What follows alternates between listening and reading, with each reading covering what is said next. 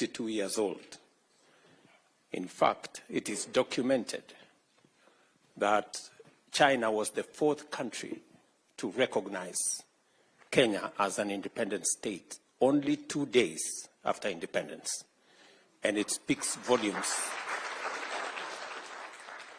It speaks volumes of the strength and depth of the relationship between Kenya and China.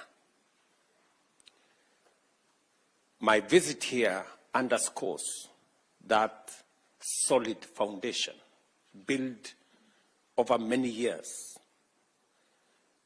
to cement the relationship between our country and China. As you are aware, China has been instrumental in matters, infrastructure, and general development in our country. We have built the standard gauge railway, 600 kilometers from Mombasa to Naivasha, with a partnership of China. We have built the Lamu port that now has 3 berths that are complete with the support of China. We have built the Nairobi Expressway that today facilitates the journey from the airport to the CBD, a journey that sometimes would take up to 2.5 hours. Today, it takes between 10 and 15 minutes. And with China, we have also built the Thika superhighway, a piece of infrastructure that we have now extended from Thika to Kenol all the way to Maroa in Nyeri. And we are in discussion on many other aspects. I know many people here know that some of the roads to rural Kenya have been built with technology and companies supported by this country. And so we have a robust relationship between Kenya and China. And my visit this time round, being the first head of state to visit after the FOCAC meeting last year, speaks to the value China attaches to Kenya and the friendship that exists between our two countries. And we all know that there is a lot happening today globally. And sometimes people ask, and they ask me, is Kenya facing east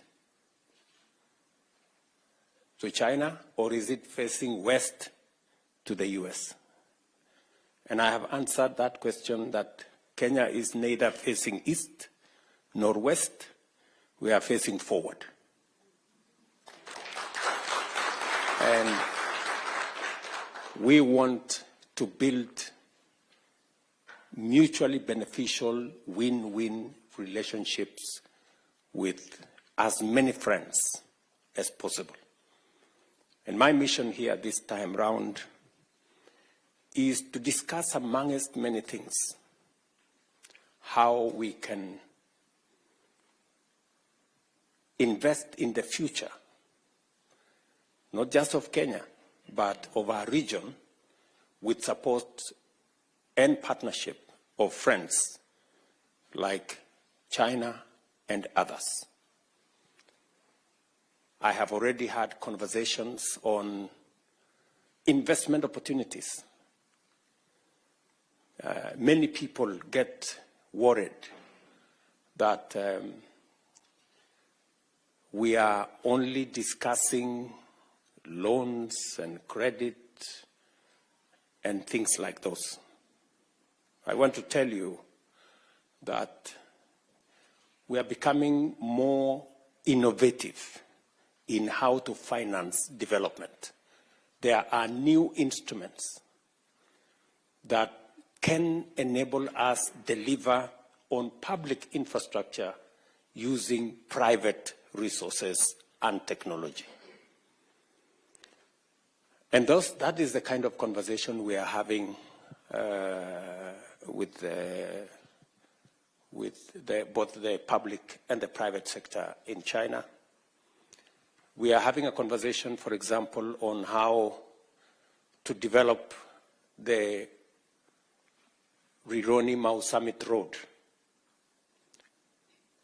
making that road a 6-lane piece of infrastructure from Nairobi to beyond Nakuru.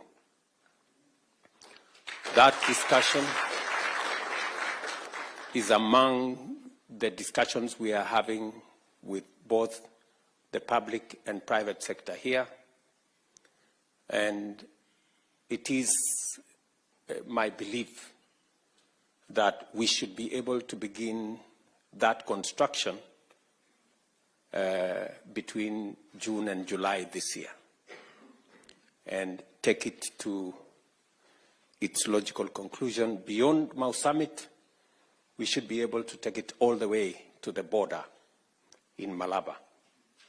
That is the request I have from the people of Kenya, and we are actively working on it.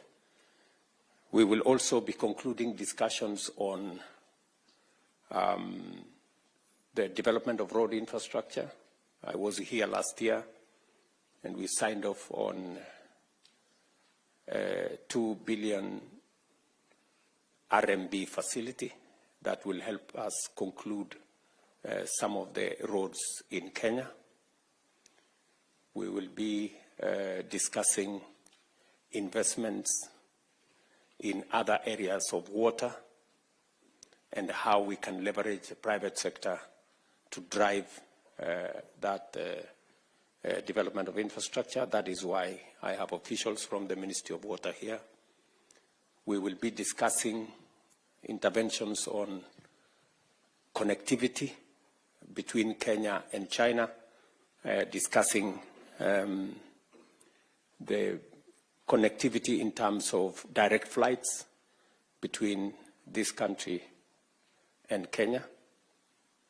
Very importantly, we will be discussing trade. As you are aware, we have trade that is growing between our two countries. In fact, statistics show that we are all the way to $8 billion of trade between Kenya and China. Our concern as Kenya is that that trade is not balanced. And it is the conversation we are having. And tomorrow, we will be signing a framework agreement on the economy and trade.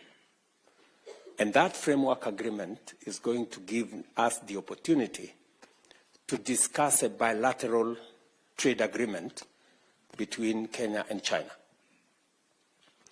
And I just had a meeting this afternoon with the Prime Minister, and he agreed with me that that trade needs to be balanced. As you are aware, Kenya is importing close to $4.5 billion of goods and services from China. And yet, we are exporting only about $200 or $250 million.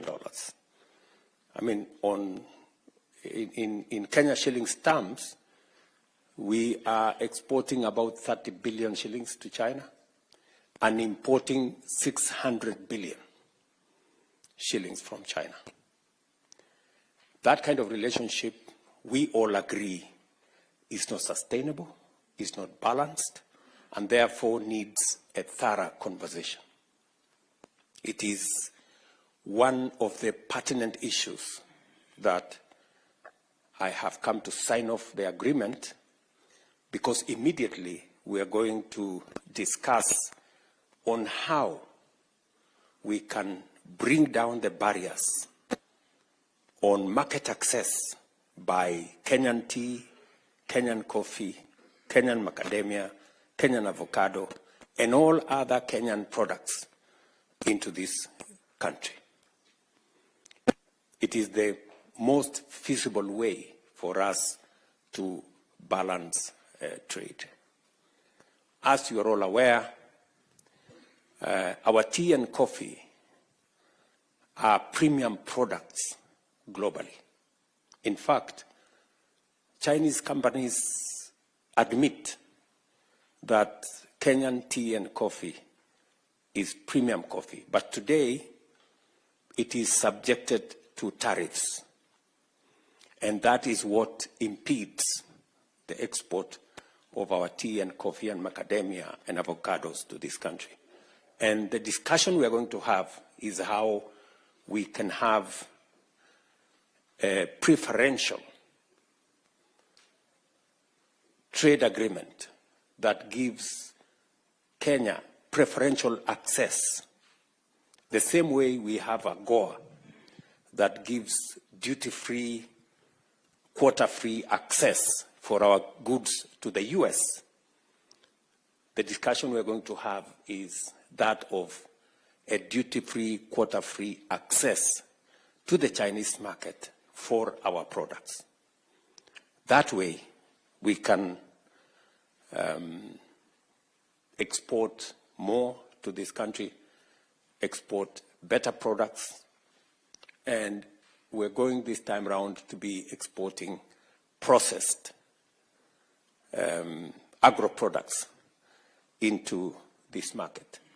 I am very happy that we have made tremendous progress in this pursuit. I remember when I appointed Willie Bett here, my assignment to him was we must open the Chinese market. I am happy that now the Ministry of Trade, Industry and Investment is aligned. And I came here with Lee Kenyanjui, CS responsible, and his assignment is clear, that by the end of this year, we must have a preferential trade agreement between Kenya and China that will give us market access for our products. In fact, immediately we sign the framework agreement tomorrow, Lee Kenyanjui and team might remain behind to make sure that they progress the conversation towards a preferential trade agreement shortly. And so I am very happy to be in this great city, and I want to congratulate all of you,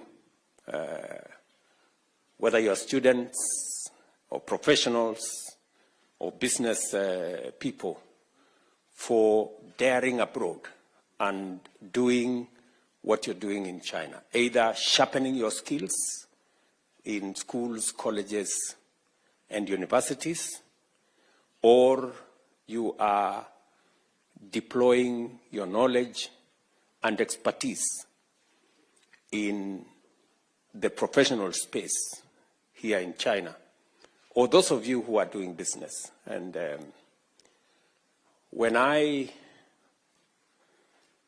ran for president, I did commit that I will have a diaspora department that will, whose business it will be to manage the affairs of Kenyans in diaspora, to respond to their issues, and to serve them so that we can better leverage on the expertise, the knowledge, the efforts of people in diaspora to drive the development of our country.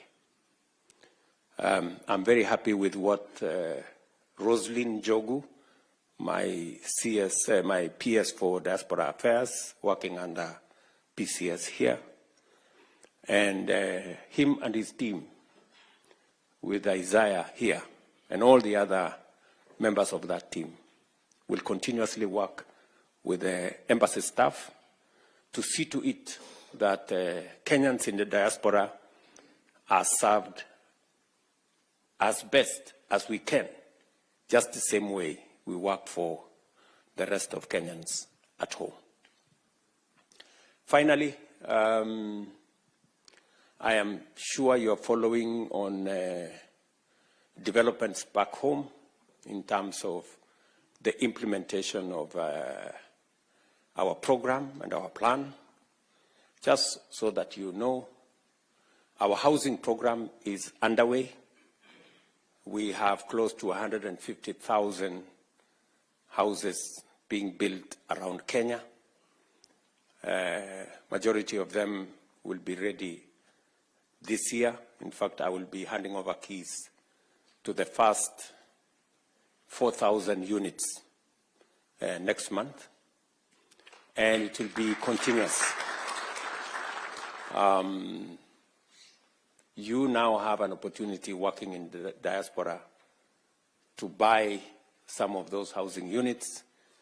You do not have to depend on your family members or your friends, who I am told occasionally run away with your money. You will now have a place to buy a house without any hassle. And the ministry responsible for housing will let you know how you can book for a unit online. You don't need to know anybody. You don't need any brokers. You don't need to see anybody. You can book a unit online. And somebody's going to tell you exactly how that is done shortly. To also tell you that I did commit that we are going to have a different savings culture. As you are aware, since independence, we have been paying a very small fraction for our social security. In fact, up to 2 years ago, we were paying 200 shillings for everybody to National Social Security Fund. And in 60 years, we only managed to save 320 billion shillings. In fact, we have a smaller social security, smaller than Tanzania and smaller than Uganda, yet we have a bigger economy. But I made the decision that we are going to change the regulations and the law governing savings in Kenya. Why? Because investment is a function of savings. You cannot invest if you don't have any savings. You have nothing to invest. And just for your information, China, savings in China is 55% of their GDP. In Kenya, we were at 8%, maybe 9%, maybe 10%. It is my intention to push savings as a percentage of GDP to between 25 and 30%. That is where a majority of countries are. And because of the changes we have made, the good news is that while we collected or saved 320 billion shillings for 60 years, in 2 years, we have doubled our savings, just in 2 years. By the end of this year, we will have 650 billion shillings saved because of the changes we have made. And by 2027, we will have 1 trillion saved.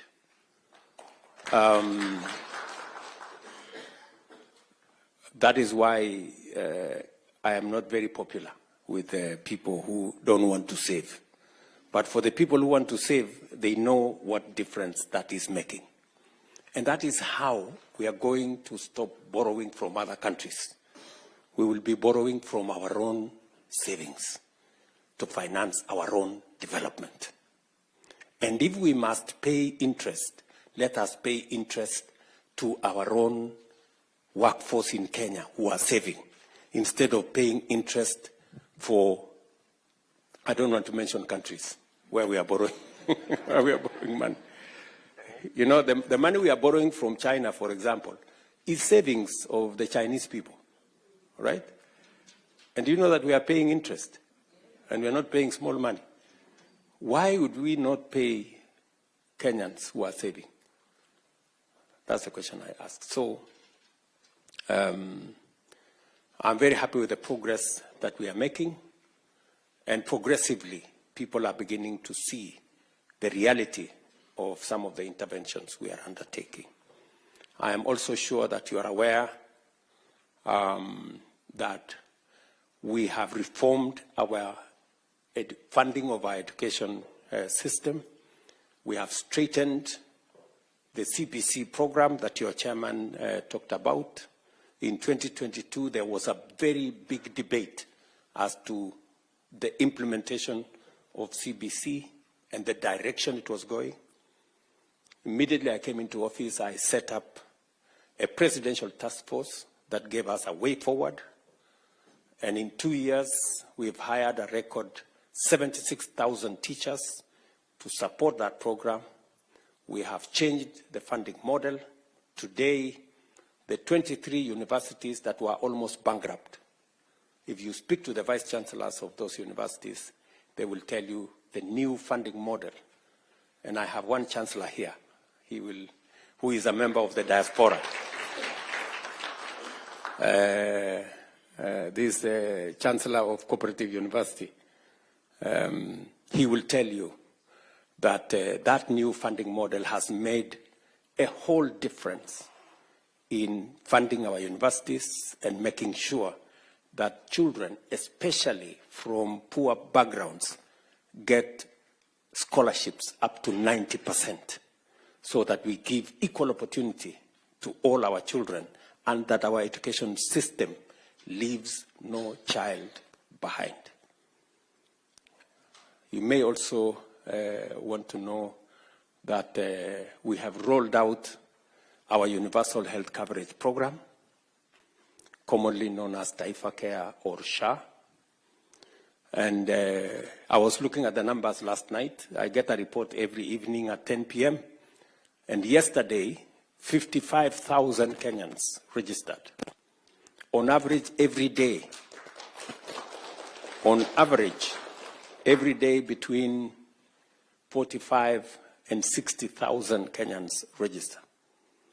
For the first time, people who have never been on health insurance are experiencing health insurance. In the past, NHIF was reserved for people who were either salaried or they were in a position to pay. This time round, we have rolled out universal health coverage, a matter we have always wanted to do. I remember the NAC administration wanted to do it. And I remember we tried to do it under the Jubilee administration. And we couldn't manage. But I'm very proud that this time round, we took time, we changed, we created a legal framework.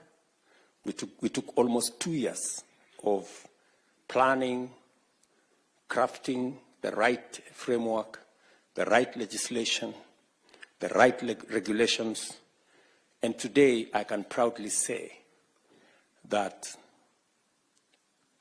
as opposed to NHIF, which had 7 million people registered, we now have 21 million Kenyans registered under SHA.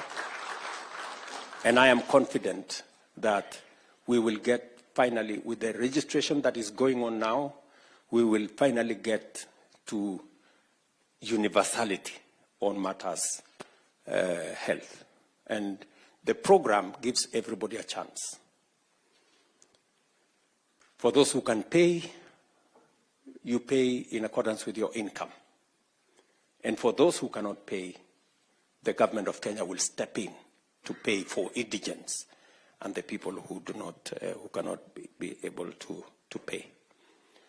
I am very happy with the progress that has been achieved.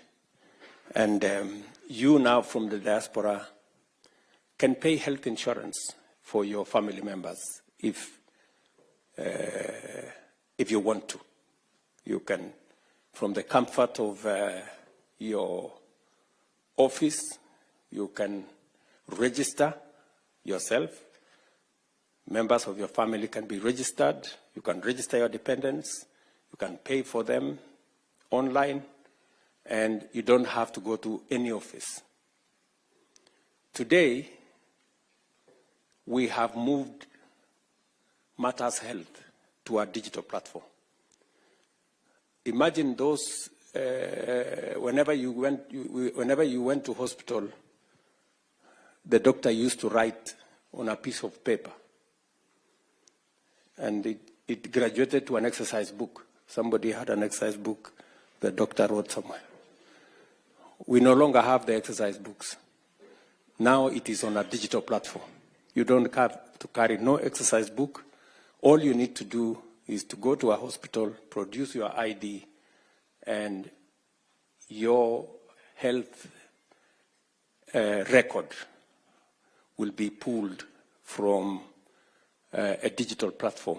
And the doctor will know which hospital you have gone to, what medicine you have been given, what is your health history, and they can take it up from there. We have also eliminated, using that digital platform, many quack doctors, fake hospitals, and many other fraudulent activities that informed our health infrastructure before. Because now it is not possible to treat anybody unless they are identified. There were incidences, for example, where one person was amputated 10 times in the old system because there was no health record, and it was easy to fraudulently make claims to NHIF. That is not possible anymore, because once you are identified that you are amputated twice, the system will not agree for you to be amputated again, because they will know that your limbs are finished.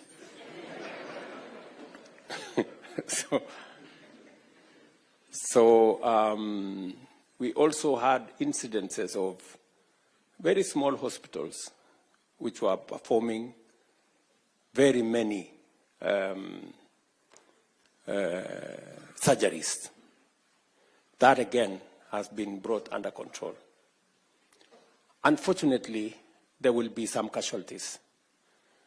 There are many hospitals, private facilities, that will close down. Why? Because they were built on fake claims, which are no longer available. So we can only pay under this system for a service that has been provided. It is not possible anymore to make any fake claims. And so we are making steady progress, and I am confident with the transformation that Kenya is going through. Let me finalize by saying we are transforming our agricultural sector. You remember in 2022, we had many people in the streets of Nairobi with sufurias on top of their heads because unga was 240 shillings, that kind of thing. We have since reorganized that space and working with farmers with clarity of intervention, making sure that we don't subsidize consumption, as I said, but instead we support production The reason why today the prices of unga have significantly come down from 230, now we are talking of 130, 140 shillings. Sometimes it comes down to 100, and I'm very happy with the progress that we have achieved in that space. Today, if you ask, because of the reform we have carried out in the agricultural sector, milk that was retailing at 35, 38 shillings, we now have standardized milk prices at 50 shillings to the farmer. Coffee that was selling at 50 shillings a kilo, if you check from your members of your families, this year we had the best prices of coffee because we supported farmers with fertilizer, and we have removed cartels, people who are farmers, brokers, millers, and buyers at the same time. And they significantly undermined the whole coffee sector. Today, coffee that was retailing at 50 shillings, 60 shillings a kilo, on average, is 110 to 140 shillings a kilo. And if any one of you is a coffee farmer, you will bear me witness. This year, last year again, we made huge progress with our tea. The year before, our total earnings from tea was 170 billion shillings. Last year, it moved all the way to 215 billion, the highest in Kenya's history. Again, because of favorable weather and because of the investments we made in promoting production of our tea sector. We have just concluded, for those of you who come from the sugar belt, the notorious sugar problem that has been with us for 30, 40 years. We've just concluded the reform of that sector. And for those of you who follow Kenyan news, the cartel in that sector was so vicious that I had to tell them, mambo ni matatu. And ever since I told them mambo ni matatu, now we have concluded the reform of that sector. And my intention is that, like the other sectors, the sugar sector that has suffered for many years, we are now going, the factories will now be able to pay farmers on time, pay workers on time, and for the first time, pay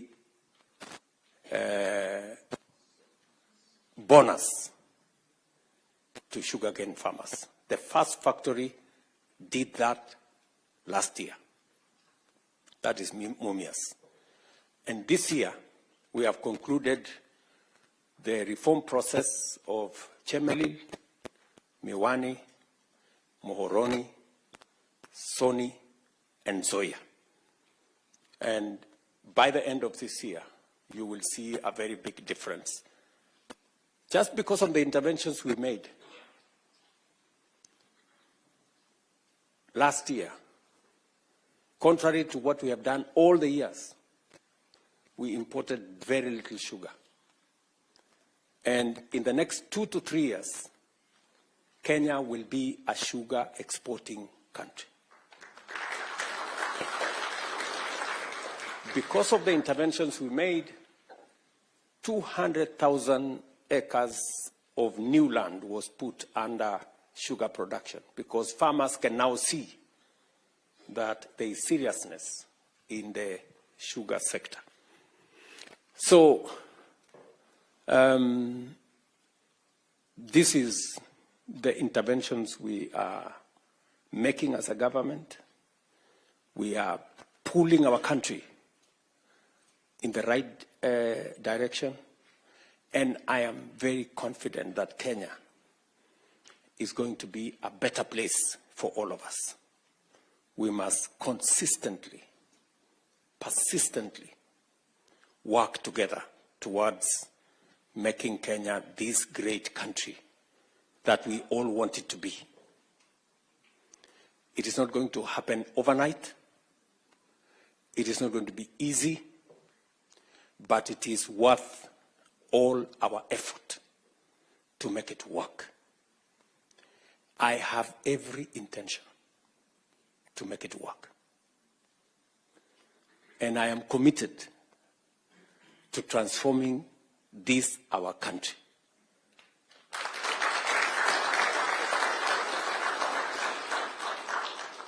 And I want to tell you, failure is not an option. It is not an option. We are going to make our country great because we have all the ingredients to make it happen. We have a hardworking population. We have the resources that we need, and we have the commitment to match what we require to push our country forward. I invite you, as Kenyans in diaspora, to work with us,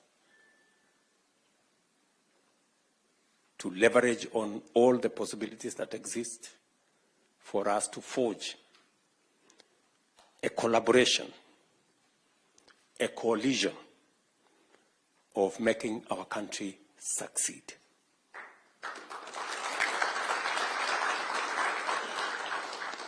The media will not stop us. The social media will not stop us. The naysayers will not stop us. Kenya must succeed. Do you understand? We have no option. We have to succeed. So I just want to tell you that that is the way to the future. So asanteni sana. I don't want to make this a lecture. You know, I'm also a scholar, so sometimes I get tempted to speak. So let me leave it there, maybe pick up some ideas from you guys on what your thoughts are and where you think we can do better for the progress of our country. Thank you very much. God bless you. And it is my pleasure to speak to you. Asanteni sana.